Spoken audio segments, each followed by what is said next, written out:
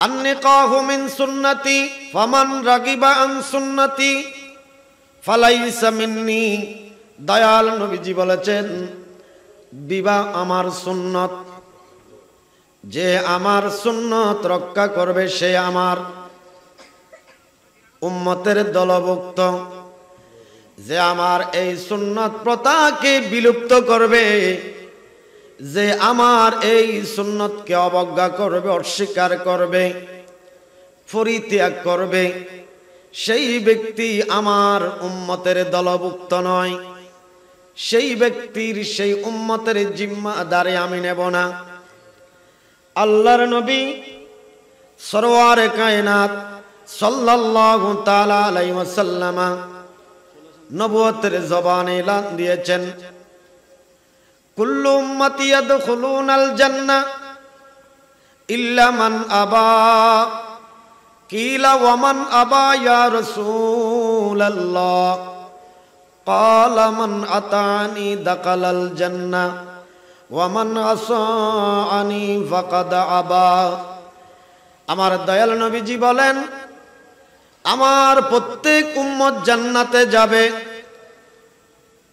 তারা ব্যতীত যারা আমাকে অস্বীকার করে। সাহাবায়ে কেরাম প্রশ্ন করলেন, নবীজি কারা আপনাকে অস্বীকার করে? আমার নবীজি বলেন, যারা আমার অনুসরণ অনুকরণ করে তারা জান্নাতে যাবে। ওয়ামান আসানি ফাকাদ আবা। যে আমার অনুসরণ করলো না, অনুকরণ করলো না, আমার দেওয়া তরিকা মানলো না, আমার দেওয়া নিয়ম নীতি বর্জন করলো, আমার অনুসরণ অনুকরণ করলো না, সেই কখনো জান্নাতে যাবে না।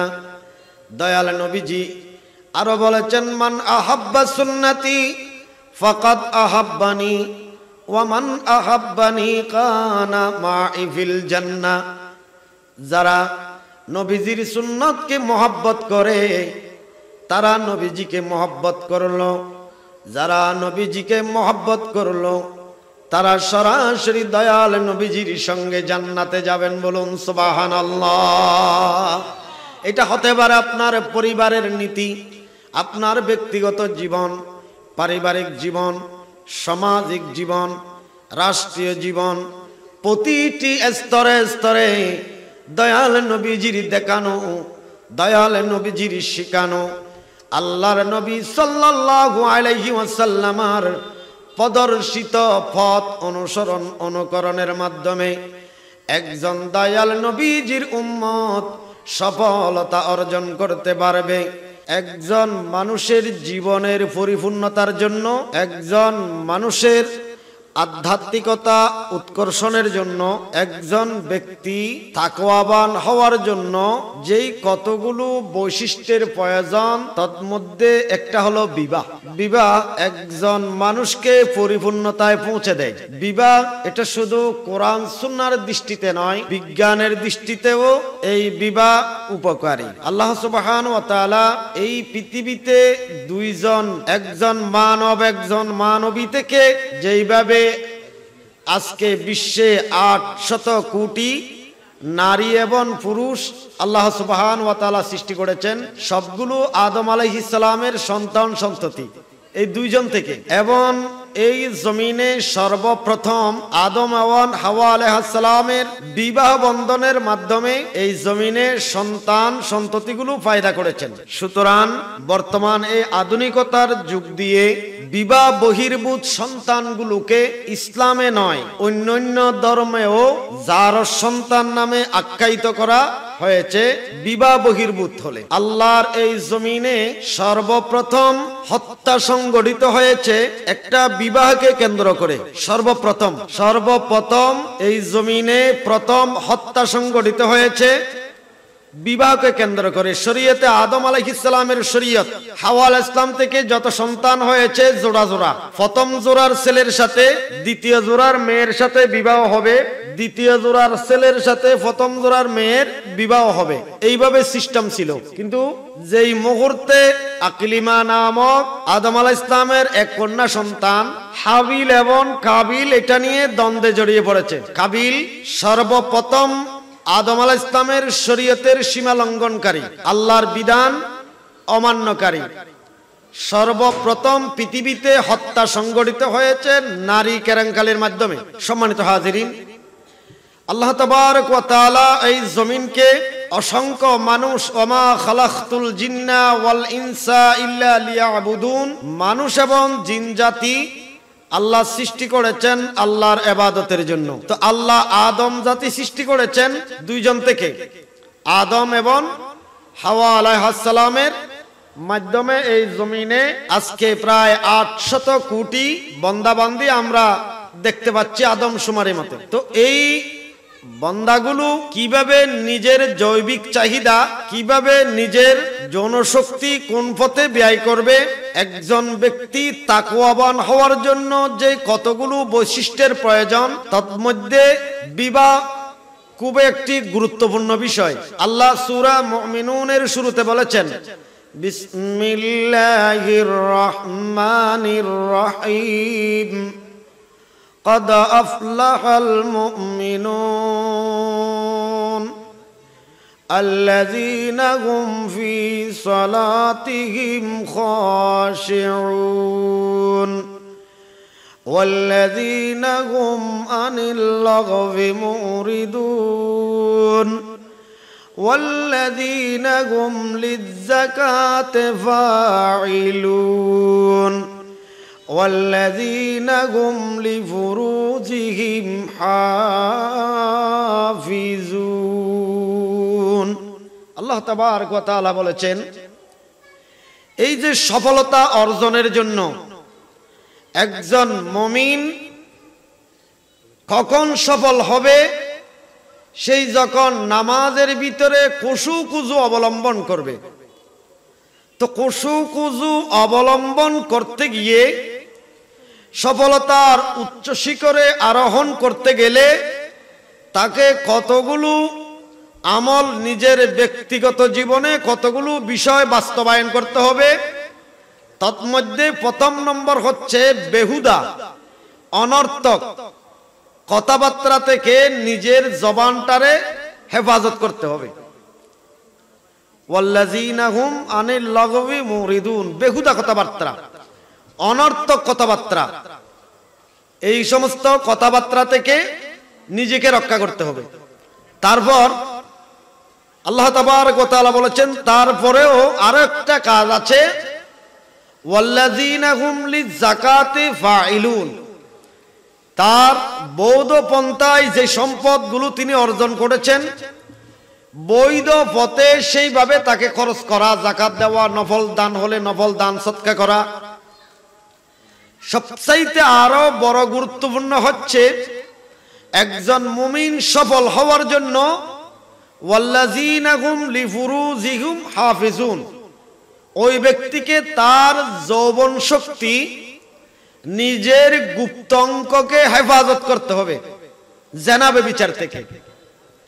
জেনা ব্যভিচার থেকে বাঁচার জন্য বৈধ পন্থায় তাকে অবশ্যই বিবাহ করতে হবে। তো জেনা ব্যভিচার এই ধরনের খারাপ কবিরা গুনাহ থেকে নিজেকে রক্ষা করতে হলে তাকে অবশ্যই বিবাহ করতে হবে। হাদিস শরীফ মিশকাত শরীফে আছে, বাবু হিফজুল লিসানে, আন সাহাল বিন সাআদ রাদিয়াল্লাহু তাআলা আনহু قال قال رسول الله صلى الله عليه وسلم يزمن لي ما بين لحييه وما بين رجليه أزمن له الجنة رواه البخاري। আল্লাহর নবী সাল্লাল্লাহু আলাইহি ওয়াসাল্লাম নবুয়তের জবানে ইরশাদ করেছেন, যেই ব্যক্তি দুই সোয়ালের মধ্যবর্তী স্থান জিহ্বা, দু পায়ের মধ্যবর্তী স্থান যৌনাঙ্গ। এই দুইটা জিনিসের জিম্মাদারি যেই নিবে ওই ব্যক্তির জন্য দয়াল নবীজি বলেন আমি তার জন্য জান্নাতের জিম্মাদারি নিলাম। সুবহানাল্লাহ। আল্লাহর নবী সাল্লাল্লাহু আলাইহি ওয়াসাল্লাম বলেছেন যেই ব্যক্তি নিজের দুই সোয়ালের দুই ঠোঁটের মধ্যবর্তী স্থান জিহ্বা, দু পায়ের মধ্যবর্তী স্থান যৌনাঙ্গ, অর্থাৎ নিজের এই জবানটারে অশ্লীল বাক্যকলাপ থেকে, বেহুদা কথাবার্তা থেকে, সুদ ঘুষ থেকে, হারাম থেকে নিজের জবানটারে হেফাজত করবে, আর নিজের যৌবন শক্তি জেনা ব্যভিচারের প্রতি ব্যয় করবে না, নিজের গুপ্তাঙ্গকে হেফাজত করবে, এই দুইটা বৈশিষ্ট্য অর্জনকারী উম্মতে মুহাম্মাদীর জন্য আল্লাহর নবী সাল্লাল্লাহু আলাইহি সাল্লাম জান্নাতের জিম্মাদারি নিয়েছেন। বলুন না সুবহানাল্লাহ। একজন মানুষ পরিপূর্ণতার জন্য তাকে অবশ্যই বিবাহ করতে হবে। কারো জন্য বিবাহ ফরজ, কারো জন্য বিবাহ সুন্নত, আবার কারো জন্য বিবাহ হারাম। কার জন্য ফরজ? যেই ব্যক্তি নিজের যৌবন শক্তি রক্ষা করার জন্য, জেনা ব্যভিচার থেকে রক্ষা করার জন্য বিবাহ করা তার উপর ফরজ। প্রচলিত অর্থে দয়াল নবীজি সাল্লাল্লাহু আলাইহি ওয়াসাল্লামের সুন্নাত। আল্লাহর নবী সাল্লাল্লাহু আলাইহি ওয়াসাল্লাম এই বিবাহের গুরুত্ব বোঝাতে গিয়ে বলেছেন আন-নিকাহু মিন সুন্নতি ফামান রাগিবা আন সুন্নতি ফালাইসা মিন্নি। দয়াল নবীজি বলেছেন বিবাহ আমার সুন্নত, যে আমার সুন্নত রক্ষা করবে সে আমার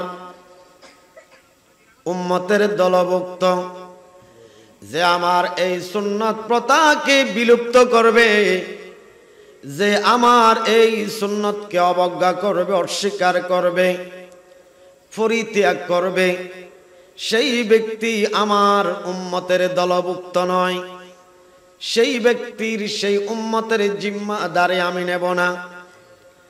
আল্লাহর নবী সরওয়ারে কায়নাত সাল্লাল্লাহু তাআলা আলাইহি ওয়াসাল্লাম নবুয়তের জবানে এলান দিয়েছেন কুল্লু উম্মতি ইয়াদখুলুনাল জান্নাহ ইল্লা মান আবা।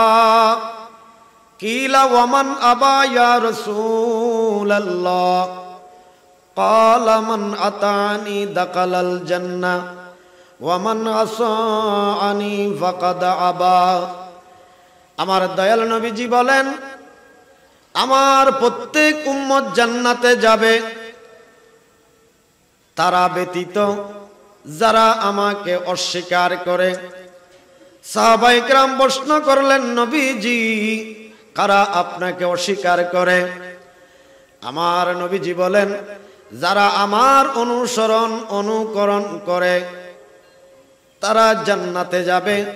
ওয়ামান আসানি ফাকাদ আবা, যে আমার অনুসরণ করলো না, অনুকরণ করলো না, আমার দেওয়া তরিকা মানলো না, আমার দেওয়া নিয়ম নীতি বর্জন করলো, আমার অনুসরণ অনুকরণ করলো না, সেই কখনো জান্নাতে যাবে না।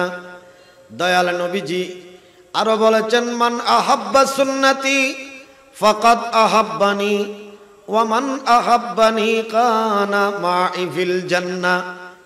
যারা নবীজির সুন্নতকে মহব্বত করে তারা নবীজিকে মহব্বত করলো, যারা নবীজিকে মহব্বত করলো তারা সরাসরি দয়াল নবীজির সঙ্গে জান্নাতে যাবেন। বলুন সুবহানাল্লাহ।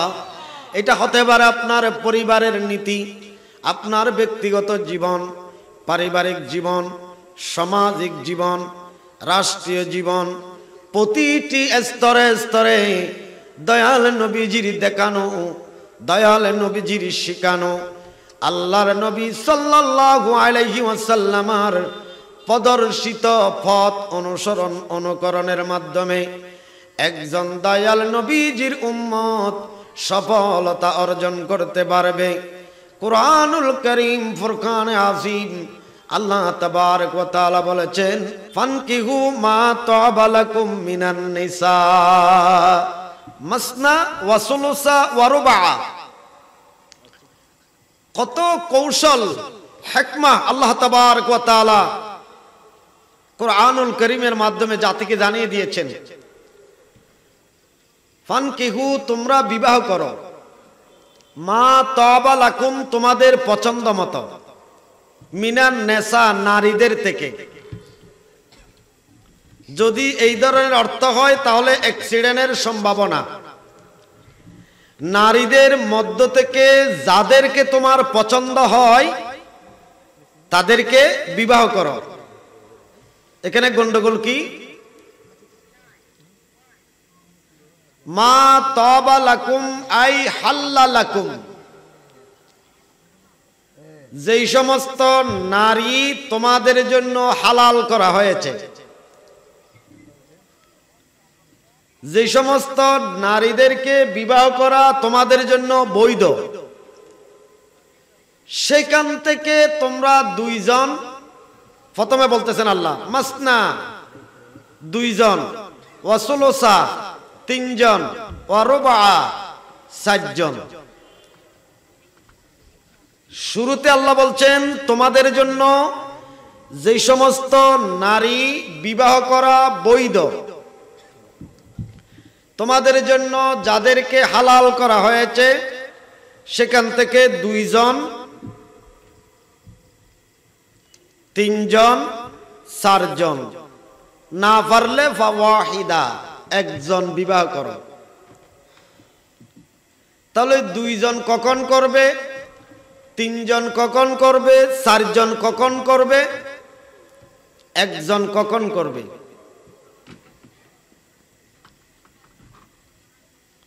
একজনের কথা শুরুতে না বলে দুইজনের কথা কেন বললেন? তিনজনের কথা কেন বললেন? চারজনের কথা কেন বললেন? লাস্টে কেন একের কথা বললেন? অথচ বলার প্রয়োজন ইনসাফ এইভাবে বলে একজন, দুইজন, তিনজন, চারজন, এইভাবে হওয়ার কথা। এইভাবে না বলে দুইজন, তিনজন, চারজন, তারপরে বলতেছে একজন। এখানেও হিকমত আছে। দয়াল নবীজি রাহমাতাল লিল আলামিন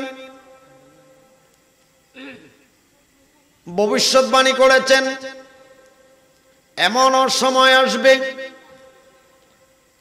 পুরুষের সংখ্যা অবস্থায় পুরুষ অনুপাত নারী, পুরুষের চাইতে নারীর সংখ্যা বেড়ে যাবে, অর্থাৎ পুরুষের সংখ্যা কম হবে, নারীর সংখ্যা বেড়ে যাবে। ধরে নেন বর্তমান বাংলাদেশে যদি 8 কোটি পুরুষ হয়, 10 কোটি যদি নারী হয়, একজনে একটা করে বিবাহ করবে। 8 কোটি পুরুষ, 8 কোটি মহিলা চলে গেল, আর 2 কোটি নারী পুরুষের অধিকার থেকে বঞ্চিত হবে। 1 লাখ পুরুষ, 2 লাখ নারী, তো জনে একটা একটা করে বিবাহ করলে 1 লাখ অনুপাত চলে গেল, আরো 1 লক্ষ নারী থেকে যায়, এরা স্বামীর অধিকার থেকে বঞ্চিত হবে। ইসলাম কত সুন্দর নিয়ম কানুন পদ্ধতি দিলেন। বিবাহ বহির্ভূত নয়,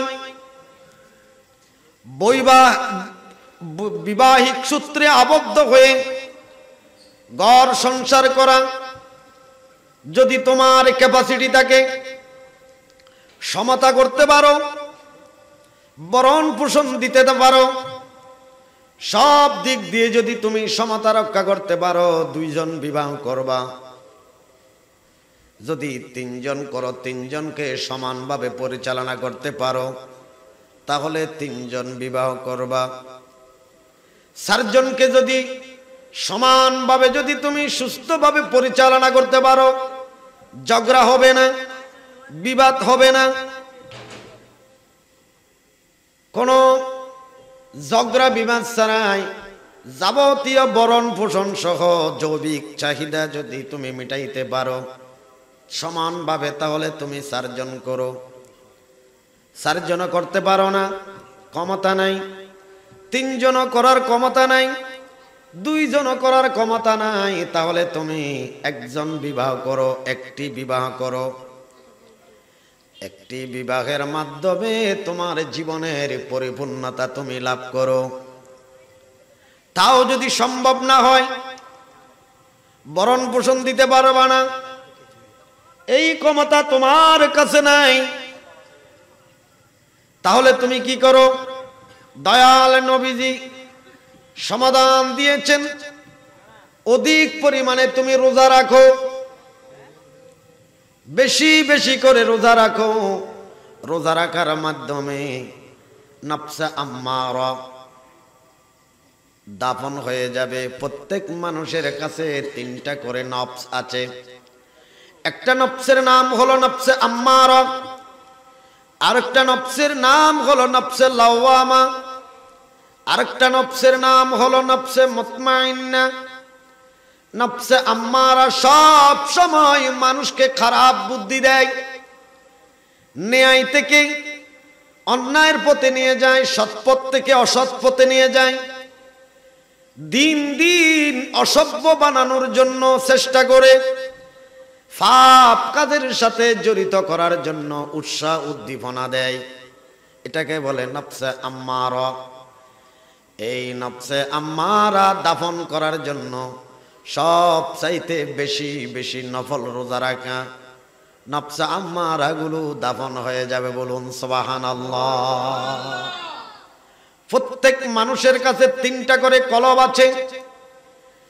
এক প্রকার কলবের নাম হলো কলবে খাসে, আরেক প্রকার কলবের নাম হলো কলবে মারিদ, আরেক প্রকার কলবের নাম হলো কলবে মুতমাইন্না,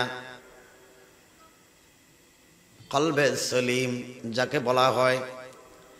দুনিয়ার সমস্ত শোর ঝামেলাগুলো বাদ দিয়ে যদি আপনি রুগ্ন কলব চিকিৎসা করলে সুস্থ হয়, কলবে মারিদ অসুস্থ, এর চিকিৎসা করলে অসুস্থ হবে না। এতভাবে গভীর রোগাক্রান্ত হয়ে গেছে আবু জাহেল, আবু লাহাব, উতবা, শায়বা। এত কোরআন হাদিস নবীজির মুজিজা দেখার পরেও তার তাকদীরে ঈমান নাই, বিদায় সে ইসলাম গ্রহণ করতে পারে নাই। সম্মানিত হাজিরিন, কুরআনুল কারীম বলেছেন ফি কুলুবিহিম মারাদুন ফাযাদাহুমুল্লাহু মারাদা। তাদের অন্তরে ব্যাধি হয়েছে, রোগ হয়েছে। আল্লাহ তাদের সেই রুগ্ন কলব থেকে তারা যেহেতু সুস্থতার দিকে ফিরে আসার নয়, আল্লাহ তাদের রোগ আরো বৃদ্ধি করে দিয়েছেন। এই যে কলব, কলবে মারিদ, আরেকটা হলো কলবে খাসে, বিত সম্ভ্রস্ত কলব। হঠাৎ অন্যায় করে ফেলেছে, জেনাবে বিচার করে ফেলেছে, বিত সম্ভ্রস্ত হয়ে পড়েছে, আল্লাহর দরবারে আবার রুজু হলো, ফিরে আসলো, আল্লাহ জীবনে আর অন্যায় করব না, পাপ করব না, গুনাহ ব্যভিচারের কাছে জড়িত হব না। ইসলাহ করে সংশোধিত হয়ে আল্লাহর দিকে ফিরে আসলো, তওবা করলো, ইস্তেগফার করলো। বান্দা যত ইবাদত করে, ইবাদতের বিনিময়ে তার কলবে তাসাল্লি হয়, শান্তি পায়। ইবাদত করলে, জিকির করলে, কোরআন তিলাওয়াত, রিয়াজতের ভিতরে শান্তি পায়। অপূর্ণাঙ্গতা থেকে নিজেকে পূর্ণতার দিকে ফিরে আসে। আল্লাহ বলেন ইয়াউমা লা ইয়ানফাউ মালুন ওয়ালা বানুন ইল্লা মান আতাল্লাহ বিকলবিন সালিম। ওই দিন, কোন দিন? হাসরের ময়দানে তোমার ছেলে মেয়ে, ধন দৌলত, বউ বেটি, পরিবার পরিজন কোনো কাজে আসবে না। তোমার কাজে আসবে কলবে সলিম। এই কলবে সলিম প্রশান্ত আত্মা। এই প্রশান্ত আত্মাগুলো যদি তোমাকে রেডি করতে হয়, কলবে সলিম যদি বানাতে হয়, আল্লাহ তাবারক ওয়া তাআলা কুরআনুল কারীম আয়াতে বলেছেন, আস-সাবিরিনা ওয়াস-সাদিকিনা ওয়াল কানিতিনা ওয়াল মুনফিকিনা ওয়াল মুস্তাগফিরিনা বিল আসহার। বলুন না সুবহানাল্লাহ। আল্লাহ তাবারক ওয়া তাআলা বলেন, 5টা অভ্যাস তোমার জীবনে বাস্তবায়ন করো। 1 নম্বর, তোমাকে সবর, ধৈর্য কাকে বলে? ধৈর্য ধারণ করতে হবে। 2 নম্বর, সাদিকিন, সত্যবাদিতা, মিথ্যাকে পরিহার করতে হবে। নিজের ভিতরে সত্য লালন করতে হবে, অপরকে সত্যের প্রতি দাওয়াতে উদ্বুদ্ধ করতে হবে। 3 নম্বর, ওয়াল কানিতিন, বিনয়ী হতে হবে। বিনয়ী মানে হলো 5 ওয়াক্ত নামাজ। আল্লাহ তাবারক ওয়া তাআলা যে বিধি বিধান নির্ধারণ করে দিয়েছেন, যা আমল করতে বলছে তা আমল করা, যা বর্জন করতে বলছে তা বর্জন করা, এইভাবে নিজের জীবনের ভিতরে বাস্তবায়ন করা। কানিতিন, বিনয়ী হওয়া। এরপরে ওয়াল মুনফিকিন, বৈধ পন্থায় সম্পদ অর্জন করে বৈধ পন্থায় সম্পদ ব্যয় করা। ওয়াল মুস্তাগফিরিনা বিল আসহার। 5ম নম্বর হলো, ও বান্দা, রাত গভীরে যখন দুনিয়ার আদালত বন্ধ হয়ে যায়, কোর্ট কাছারিগুলো যখন বন্ধ হয়ে যায়, নীরবে নিবৃত্তে মহান আল্লাহ তাবারক ওয়া তাআলার দরবারে ইস্তেগফার করা, ক্ষমা প্রার্থনা করা, তাহাজ্জুদ নামাজ পড়া, জিকির আজকার করা, ইবাদত রিয়াজতের ভিতরে গভীর রাতে আত্মনিয়োগ করা, ক্ষমা প্রার্থনা করা। এই 5টা বৈশিষ্ট্য। 1 নম্বর, আপনাকে সবর। সবর না থাকলে সফলতা অর্জন করতে পারবেন না। 2 নম্বর, আপনাকে সত্যবাদী হতে হবে। 3 নম্বর, বিনয়ী হতে হবে। 4 নম্বর, বৈধ পন্থায় সম্পদ অর্জন করে বৈধ পন্থায় ব্যয় করতে হবে। 5ম নম্বর, রাতে গভীরে আল্লাহর দরবারে কান্নাকাটি করতে হবে। এই 5টি বৈশিষ্ট্য, 5টি অভ্যাস যখন আপনার ব্যক্তিগত জীবনে আপনি প্র্যাকটিক্যাল করাবেন, যখন আপনি আমলের জিন্দেগিতে ঢুকে পড়বেন, আপনার জীবন সফল হবে, সার্থক হয়ে যাবে। আপনার পরিপূর্ণতার জন্য বিবাহ করতে বলেছে, ঠিক, বিবাহ করেছেন। স্ত্রীকে স্ত্রীর অধিকার দেওয়া হয় না। আজকে স্ত্রীকে হাজার মানুষ বিবাহ করেছে, ঠিক, কিন্তু মহারানা আদায় করে না। 90 বছর সংসার করে। এটা দেওয়ার কথা। যখন বাসর রাতে যাবেন, তার আগে তার প্রাপ্য আদায় করেন। সময় নিয়েছে, কিছুদিন পরে দেব, কিছু মাপ চেয়েছে, এই ধরনের তাল বাহানা করে। বিড়িতে দেখলাম স্ত্রীর হাত বন্ধ করেছে, 2টা পা বন্ধ করেছে, এত মারাত্মকভাবে পিঠে আঘাত করা হয়েছে, চিৎকার করে আর্তনাদ করে জাহিলিয়াতকে হার মানায়। অনেক জায়গায় দেখা যায় স্ত্রীকে মারতে মারতে হত্যা করে ফেলেছে, গলায় রশি দিয়া ওড়না দিয়া ফেঁসাইয়া মারে। কিরে, ঘরের স্ত্রী তো তোমার দাস না, এত তোমার চাকরানি না, এটা তোমার অর্ধাঙ্গিনী। তুমি তোমার স্ত্রীর হক যথাযথভাবে আদায় করো নাই। একবারও কি তুমি চিন্তা করেছো তুমি কতটুকু মানবিকভাবে, তুমি কতটুকু কাজ তুমি করেছো মানবিকভাবে? দেখেন, একজন স্ত্রী আপনার স্ত্রী যখন আপনি ঘরে নিয়ে আসলেন, কোথাও বেড়াতে যাচ্ছে, কেউ যদি জিজ্ঞাসা করে কই যাও, বলে বাবার বাড়িতে যাই। আবার কিছুদিন পরে কোথায় যাও, বাবা মারা গেছে, বলে ভাইয়ের বাড়িতে যাই। আবার কিছুদিন পরে যাচ্ছে, কোথায় যাও, বোরকা পরে রওনা দিয়েছে, বলে নানার বাড়ি যাই। মেয়ে হয়েছে, মেয়ে বিয়ে দিয়েছে, তারপরে বলে কোথায় যাও, মেয়ের শাশুড় বাড়িতে যাই। এখন কোথায় যাও, আমি আমার শাশুড় বাড়িতে যাচ্ছি। কোথাও গেলে বাবার বাড়ি, কোথাও গেলে বোনের বাড়ি, কোথাও গেলে ভাইয়ের বাড়ি, কোথাও গেলে শাশুর বাড়ি, কোথাও গেলে দাদার বাড়ি, নিজের বাড়ি একটাও নাই। নিজের বাড়ি একটাও নাই। একবার সুস্থ মস্তিষ্কে খেয়াল করেন, ওই দিকে গেলে বাবার বাড়ি, ওই দিকে গেলে ছেলের বাড়ি, ওই দিকে গেলে নাতিন বাড়ি, ওই দিকে গেলে দাদার বাড়ি, নানার বাড়ি, নিজের বাড়ি একটাও নাই। আপনার 2 ছেলে 2 মেয়ে, আপনি কোথায় যাবেন?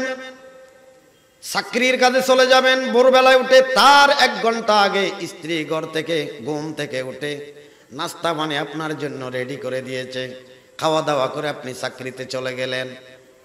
ছেলে যাচ্ছে স্কুলে, মেয়ে যাচ্ছে মাদ্রাসায়, সবগুলো আপনি রেডি করে দিলেন।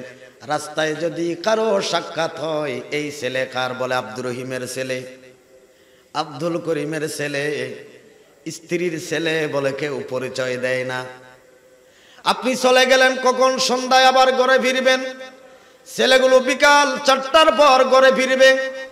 সমস্ত স্থাবর সম্পদগুলো পাহারা দিয়ে আছে, কেউ ঢুকতে পারে না, কেউ যেন আত্মসাৎ করতে না পারে, কেউ যেন ছিনিয়ে নিতে না পারে। সবগুলো চকিদারের মতো পাহারা দিয়া আবার রাতের খাবারগুলো যিনি রেডি করার জন্য ব্যস্ত হয়ে যায়, তিনি আপনার অর্ধাঙ্গিনী, পরিবারের প্রধান। আপনি বাইরে, ছেলে মেয়েরা বাইরে। সব সময় যিনি পরিবারের রক্ষণাবেক্ষণ করে, এমন অর্ধাঙ্গিনীর উপর অত্যাচার অবিচার করা, জুলুম করা, এটা ইসলামী শরিয়া নিষেধাজ্ঞা করেছে। তারপরেও কিছু নর পশুরা ইসলামী অনুশাসন, ধর্মীয় অনুশাসন না মেনে অনর্থকভাবে তাদের উপর জুলুম অবিচার করা হয়। হচ্ছে না, আপনার কাছে বনিবানা হচ্ছে না, তাকে বুঝান, বুঝাইয়ে কাজ হচ্ছে না, বাবার বাড়িতে পাঠিয়ে দেন। তারপরেও কাজ হচ্ছে না, 1 তালাক দিয়ে দেন, বাবার বাড়িতে পাঠিয়ে দেন। আবার 1 মাস পর 1 মাসের ভিতরে বা 3 তহুরের ভিতরে আপনি আবার ফিরিয়ে চাইলে নিতে পারেন। তারপরেও যদি বুঝে না আসে, দ্বিতীয়বার আবার আরেক তালাক দেন। তারপরেও বুঝার জন্য সুযোগ দেন, বুঝান। না বুঝলে আপনি তারে 3য় তালাক দিয়ে একেবারে বিদায় করে দেন। ইসলাম তো এমন ধর্ম না যাকে পশুর মতো পিটাইতে হবে, আটকাইয়া রাখতে হবে। মুমিনও আল্লাহ তাবারক ওয়া তাআলার এত সুন্দর বিধান, সুশৃঙ্খল সমাজ গঠনের জন্য বিবাহে একটি গুরুত্বপূর্ণ বিষয়। আল্লাহ তাবারক ওয়া তাআলা দয়াল নবীজি সাল্লাল্লাহু আলাইহি ওয়াসাল্লামের এই সুন্নাহ পদ্ধতি, বললাম কারো জন্য সুন্নত, কারো জন্য ফরজ। নিজের যৌবন শক্তি অযথা জেনা ব্যভিচার থেকে রক্ষা করার একমাত্র হাতিয়ার হয়ে যদি দাঁড়ায়, সেটা আপনার জন্য বিবাহ করা ফরজ। আল্লাহ সুবহানাহু ওয়া তাআলা আমাদের সবাইকে কোরআন ও সুন্নাহ মোতাবেক আমাদের জীবন পরিচালনা করার তৌফিক দান করুক, বলুন আমিন। ওয়া আখির দাওয়ানা আনিল হামদুলিল্লাহি রাব্বিল আলামিন। আসসালামু আলাইকুম ওয়া রাহমাতুল্লাহ।